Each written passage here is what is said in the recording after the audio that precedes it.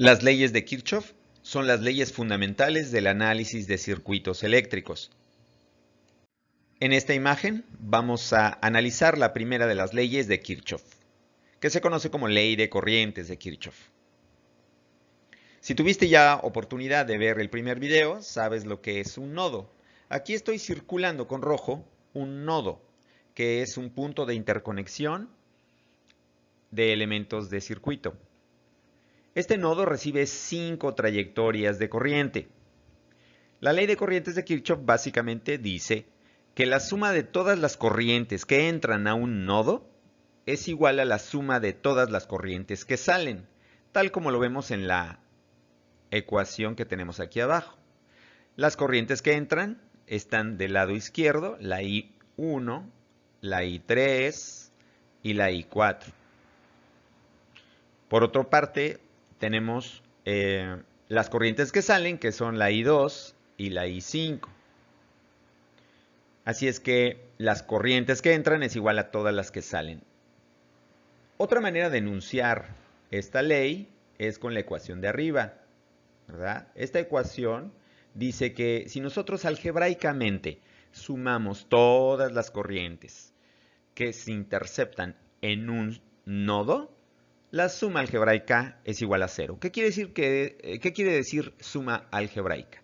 Bueno, vamos a considerar positivas en este caso las corrientes que entran, como por ejemplo la I1, la I3 y la I4. Son las corrientes que entran, por eso están positivas en la ecuación.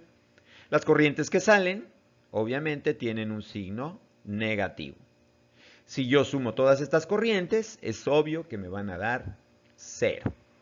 Y esa es la ley de corrientes de Kirchhoff. Aquí también podemos ver otra manera de enunciar la ley de corrientes de Kirchhoff. Tenemos en este circuito fuentes de corriente. Cada una de estos círculos es el símbolo de una fuente de corriente. Las flechas internas indican hacia dónde va la corriente de la fuente de corriente. La corriente general o la corriente total, que es esta que estoy marcando acá arriba, vemos que sale por el nodo o por el borne extremo marcado aquí con la letra A. Bueno, si nosotros consideramos ese sentido de corriente, entonces los caudales de corriente que contribuyen a esa salida son el I1 y el I3. El I2, al contrario, no contribuye a ese caudal de corriente. Por lo tanto, la ecuación nos queda como dice aquí abajo. Podemos sustituir estas tres corrientes, estas tres fuentes de corriente con una sola fuente de corriente que le vamos a llamar como IT y que será la suma, obviamente, de la I1 más la I3, que son las que contribuyen al caudal, restándole la I2. ¿Por qué le ponemos el signo menos a la I2? Bueno, puesto que va en sentido contrario a la corriente que estamos manejando acá arriba.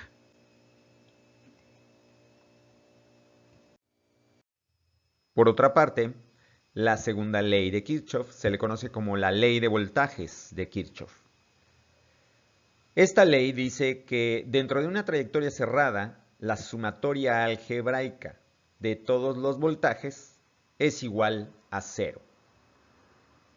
Una trayectoria cerrada en un circuito, tú y yo sabemos que se conoce como malla. La flecha que vemos aquí, en color negro, simboliza la corriente de malla. Suponemos que va en el sentido de las manecillas del reloj, pero esto es simplemente una suposición.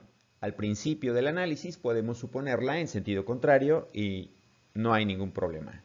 Si el resultado nos da positivo, sabemos, como en toda la física, que la suposición fue acertada. Si nos da un resultado negativo, sabemos que la supusimos en sentido contrario. Nada más. Bien, ¿qué vamos a hacer? Para establecer la ecuación de aquí abajo, vamos a empezar desde el voltaje V1. Es decir, vamos a empezar aquí, vamos a ir siguiendo este camino hasta cerrar aquí mismo. Vamos a ir poniendo los signos de la polaridad que encontremos al entrar al elemento de circuito. Si nosotros empezamos aquí, la polaridad que encontramos es negativa, por eso vemos menos V1. Brincamos al siguiente elemento del circuito y ya nos encontramos de este lado en la polaridad positiva de ese elemento de circuito, por eso ese voltaje se establece como más V2. Seguimos, la polaridad que encontramos aquí es positiva, así es que ponemos más V3. Siguiente, saltamos y vamos a la fuente de voltaje, entramos por la polaridad negativa, y la ponemos negativo V4, saltamos y llegamos a la polaridad positiva de este voltaje V5. Por eso, los signos de la ecuación. Si nosotros dejamos así los signos y lo igualamos a 0, tenemos nuestra ecuación para empezar a calcular las magnitudes que se nos soliciten. Obviamente, y ya con el V5 cerramos la trayectoria, puesto que llegamos a este lugar en el cual empezamos. Otra forma de ver la ley de voltajes de Kirchhoff la podemos explicar con esta imagen. La diferencia de potencial que existe entre el borne B y el borne A, llamada voltaje AB, se puede ver como la suma de tres voltajes, en este caso el voltaje 1, el voltaje 2 y el voltaje 3. Es decir, la altura entre el borne B y el borne A es la misma yéndose por este lado que yéndonos por este otro lado. De tal manera que el circuito del lado izquierdo se puede ver como un circuito más reducido del lado derecho, en donde el voltaje 1, el voltaje 2 y el voltaje 3, las tres baterías o tres pilas que se ven ahí, se pueden reemplazar por una sola, que va a ser la suma de todas. Pero hay que tener mucho cuidado porque, por ejemplo, aquí podemos ver que esta tiene una polaridad positiva. ¿Por qué? Porque contribuye a subir hacia el borne A. La 2 también tiene una polaridad positiva. ¿Por qué? Porque contribuye a subir hacia el borne A.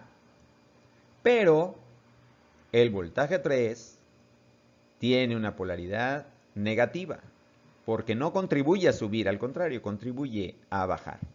Así es que esta fuente de voltaje que vemos del lado derecho, es una suma algebraica en realidad del voltaje 1 más el voltaje 2 menos el voltaje 3.